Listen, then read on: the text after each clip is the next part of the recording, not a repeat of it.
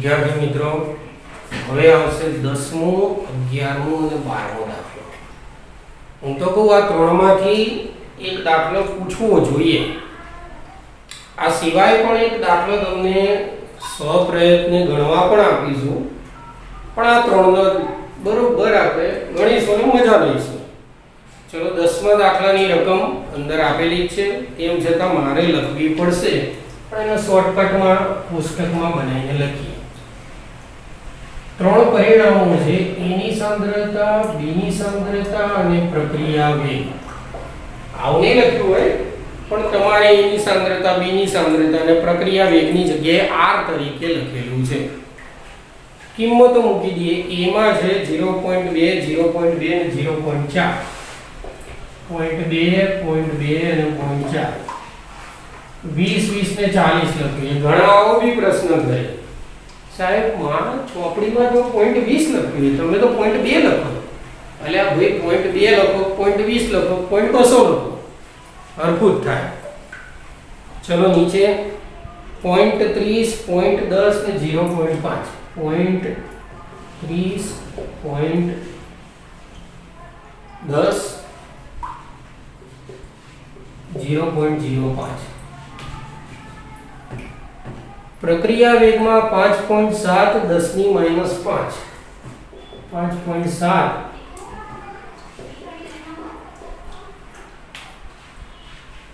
5.07, 10 ની -5.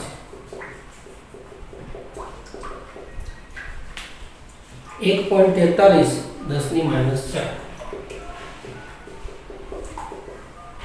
હવે આવા દાખલામાં શું કરવું? તો પહેલા તો તમારે વિકલનીય વેગ સમીકરણ લખવાનું જાતે. વિકલનીય વેગ સમીકરણ પ્રક્રિયા વેગ બરાબર k. A ની સાંદ્રતા ખબર નહીં તો એનો પ્રક્રિયાક્રમ x ને b નો y. x અને y આપણે આખા દાખલામાં શોધવાના. તો હવે ચેક કરી લઈએ. જો તમારે શું કરવાનું, તમારે બે સમીકરણો બનાવવાના જેમાં સાંદ્રતા સરખી હોય એવા પકડવાના. આમ ચેક કરો, સાંદ્રતા સરખી તમને ક્યાંય દેખાય નહીં તો જો 0.20 દેખાતી હશે તો તમારે શું કરવું? તો પહેલા પ્રક્રિયા વેગની જગ્યાએ 5.7 ગુણ્યા 10 ની -5. આ બે સરખી છે, જે ચેક કરજો 1 અને 2 આ બે સરખા છે તો 5.7.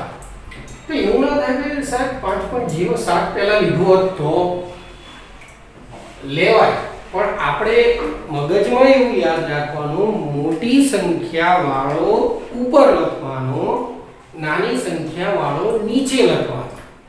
આ ધ્યાન રાખજો. આ 5.7 મોટા કહેવાય, નાના ઘાત સરખી બરાબર કે a વાળો કયો તો 0.20 ઉપર x, b 0.30 ઉપર y. સમીકરણ 1 બીજું 10 ની -5 0.20 ઉપર x, 0.10 ઉપર y. સમીકરણ 2. સમીકરણ 1 અને 2 નો ગુણોત્તર લેતા.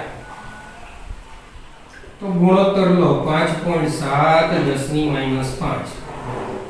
5.07, 10 ની -5 બરાબર k. 0.20 ની x, 0.30 ની y.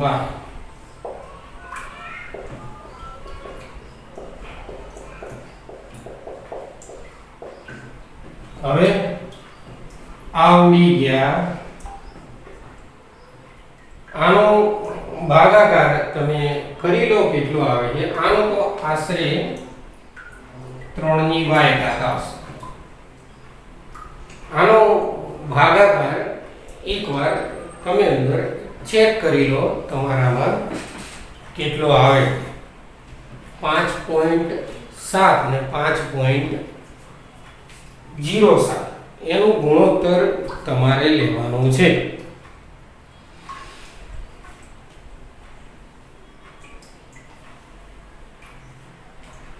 કેલ્સીમાં આપણે કરી લઈએ 5.7 ભાગ્યા 5.07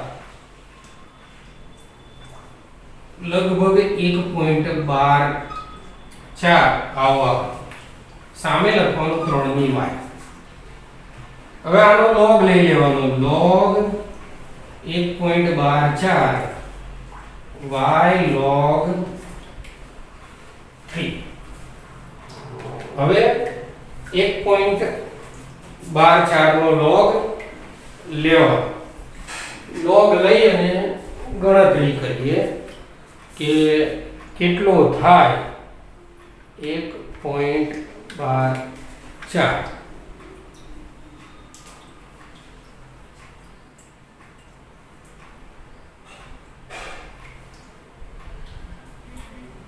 આશરે 0.0507 કદાચ આટલો થશે, તમારે બી ચેક કરી લેજો. અને y log 3 બરાબર આવશે તમારે 3 નો log તો 0.4771, તો y બરાબર 0.05 લખીએ અને આની આશરે લખીએ 0.47.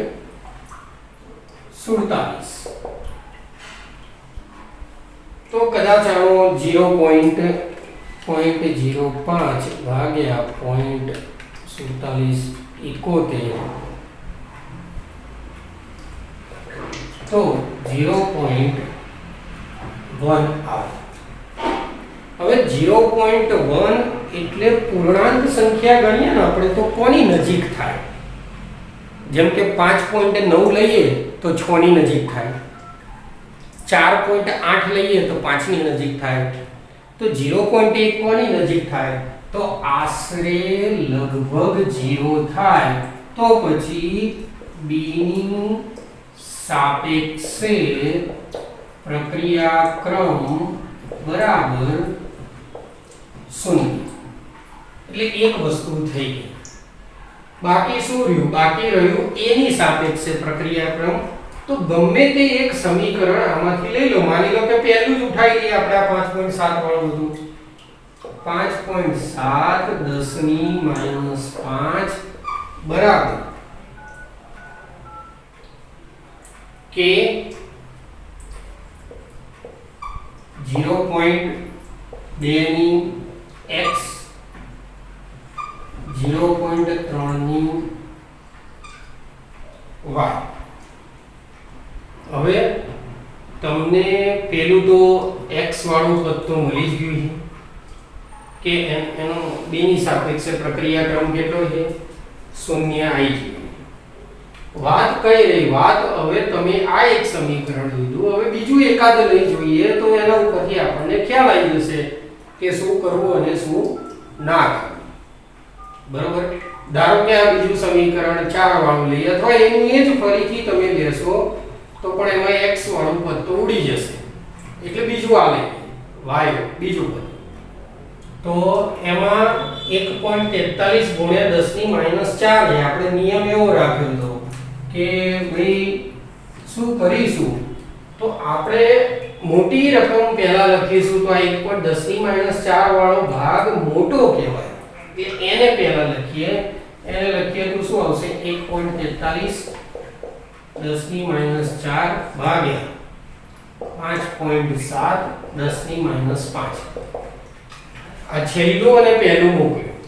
છેલ્લામાં શું આવશે? તો k. તો k. ચલો હવે a ની x તો 0.40 ની x, b ની y. b નો પ્રક્રિયા ક્રમ તો કેટલો આવ્યો? 0. ના લખો તો ચાલે અને લખો હોય તોય વાંધો નહીં. 0.05 એની 0 ઘાત, પ્રક્રિયા ક્રમ 0. ચલો k 0.20 એની x અને 0.3 ની 0 ઘાત તો ના ગણો તો ચાલે કે ઉડી ગયા. આમાં ધ્યાન રાખવાનું અને આ જ નહીં ખબર હોતી. -4 ની -5 ઘાત કરો એટલે 14.3 થશે, નીચે 5.7 થશે, 10 ની -5 ઘાત ઉડી જશે. કે તો ઉડી ગયા, 0 ઘાત વાળું લખવાનું નહીં. આનો ભાગાકાર 2 આવે તો 2x થાય. 0.40 એટલે 2x. વાત રહી 14.3 ભાગ્યા 5.7 બરાબર 2.5. તો આશરે અહીંયા આવશે 2.5 અને 2x. ફરીથી log લઈ લો. log 2.5 x log 2. 2.5 નો log તમારે શોધી કાઢવાનો. જે પણ આવે લગભગ 0.39 જેવું આવે છે તો 0.39 રાખીએ. x log 2 ની કિંમત આવે 0.3010 તો x બરાબર 0.39 ભાગ્યા 0.30 1.3 ની આજુબાજુ કિંમતો તમારે એક્ઝેક્ટ મૂકી દેવાની એમ. તો આ રીતે તમારે દાખલો થાય. જો તો x y મળી ગયો 0 એટલે b ની સાપેક્ષે પ્રક્રિયાક્રમ 0, x બરાબર જે આવે એ પ્રક્રિયાક્રમ a ની સાપેક્ષે. તમારે ચેક કરવાનું શું દાખલામાં, તો આવો દાખલો પૂછાય એટલે a ની સરખી એના ઉપરથી b શોધવાનું. log એકવાર ખાલી ચેક કરી લેજો કે શું આવે છે અને શું નહીં. મેં તો 0.39 લખ્યો છે, કદાચ કંઈક બીજું આવતું હોય તો ચેક કરી લેજો. log 2 તો ખબર જ છે આ જ આવશે અને x શોધવાનો.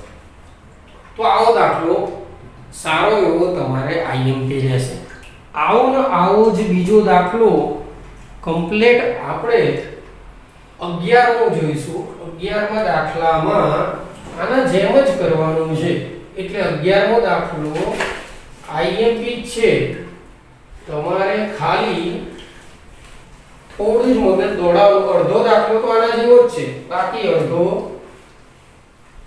બીજી રીતે ગણીશું.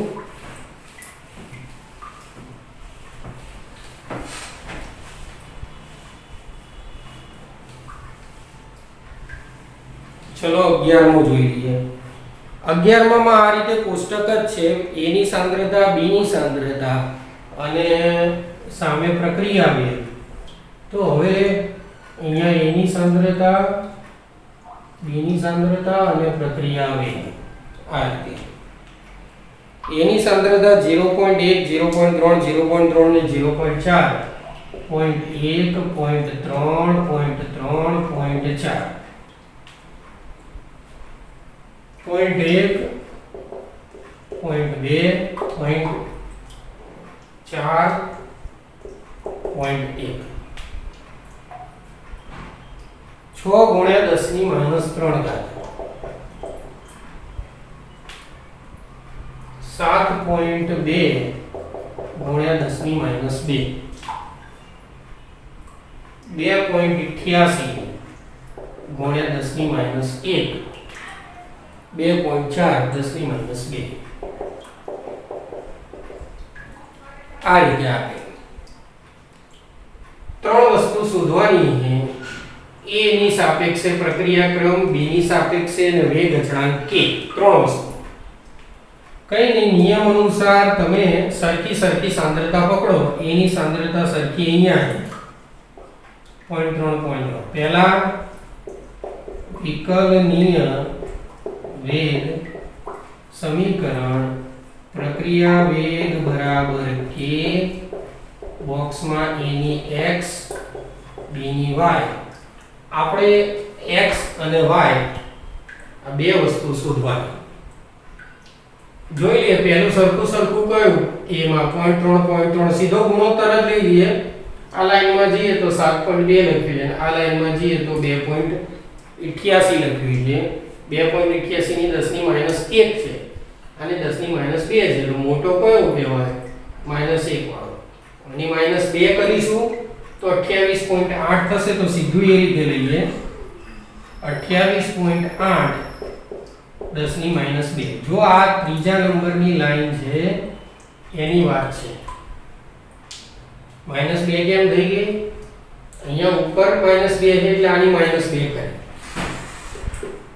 k ના k e ની જગ્યાએ કેટલા? 0.3 ની x 0.4 ની y. બીજું ગુણોત્તરમાં નીચે મૂકી દઈએ તો શું આવશે? 7.2 ગુણ્યા 10 ની -2 નીચે k ના k 0.3 ની x 0.2 ની y. આ ઉડી ગયા. જવાબ લગભગ આનો 4 આવશે. આ બે ઉડી ગયા, આનો જવાબ 4 આવ્યો. k ગયા, આ ઉડી ગયા, આનો ગુણોત્તર આવશે 2. 0.4 ભાગ્યા 0.2 એટલે 2 અને ઉપર y ઘાત. આ તો સિમ્પલ થશે. 4 એટલે 2 ની 2 ઘાત 2 ની y ઘાત. તો વિચારી લો, નીચેથી 2 જતા રહે તો અહીંયા શું આવ્યો? y બરાબર 2. હવે x શોધવાનો. જેમ આમાં વિચાર કરો કે આ બે સરખા ભેગા કર્યા તો x શોધવો હોય તો તમારે આમાં સરખા લેવાના. આમાં સરખા 0.1 એટલે આ પદ લેવાનું. આમાં મોટી સંખ્યા કઈ તો ચેક કરી લો કે ભાઈ 10 ની -2 અને 10 ની -3 એટલે આ મોટી થશે. તો અહીંયા આને -3 માં ફેરવીએ તો 2.4 ના 24 થઈ જાય. તો 24 ગુણ્યા 10 ની -3 લો. છેદમાં લઈ લો 6 ગુણ્યા 10 ની -3 બરાબર. એની સામે વાળું પદ ચલો k 0.4 ની x 0.1 ની y નીચે પહેલાનું શું? k 0.1 ની x 0.1 ની y સરખું ઉડી ગયું. 6 ચોકુ 24 4 0.4 ને 4 ની x વધશે. અહીંયા k ઉડી ગયા, આ પદ ઉડી ગયું. 4 ની 1 4 જવા દો તો x બરાબર શું થશે? 1 થશે. તો y બરાબર 2 x બરાબર 1 પડી ગયો. કુલ પ્રક્રિયાક્રમ લખી દો. કુલ પ્રક્રિયાક્રમ x y 2 1 બરાબર 3. હવે વાત રહી k ની. તો ગમે તે તમને ગમે સમીકરણ લઈ લો. માની લો પહેલું જ ગમાડવાનું સહેલું જ છે એટલે તો પ્રક્રિયા વેગ બરાબર k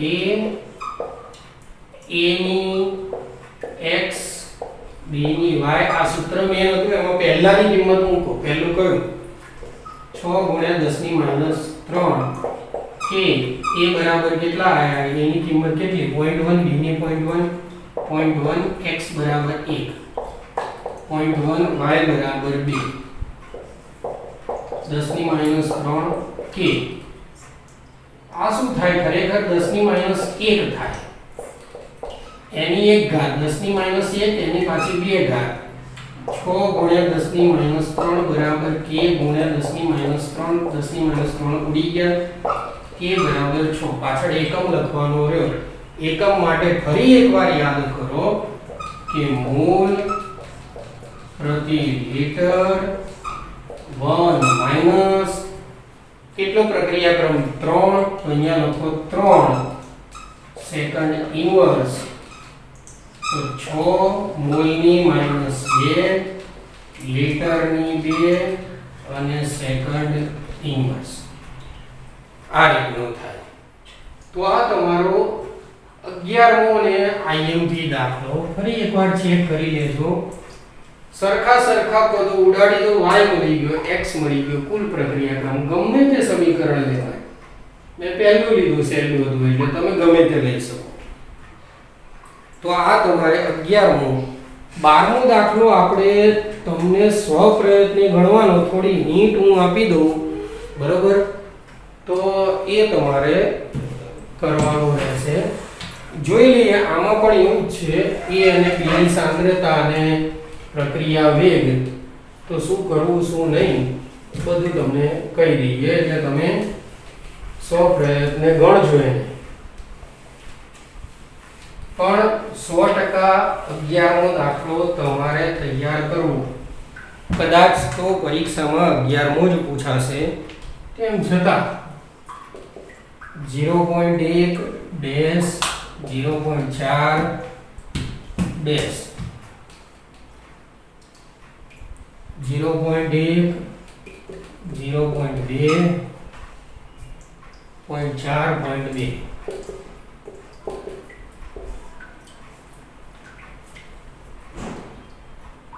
2 ગુણ્યા 10 ની માઈનસ 2 4 ગુણ્યા 2 ગુણ્યા 10 ની માઈનસ 2 4 ગુણ્યા 10 ની માઈનસ 2 ડેશ ને 2 ગુણ્યા 10 ની માઈનસ 2 આમાં તો એ પણ આપેલું છે કે તમારે a ના સંદર્ભમાં પ્રથમ ક્રમ ને b ના સંદર્ભમાં શૂન્ય ક્રમ a માં પ્રથમ ક્રમ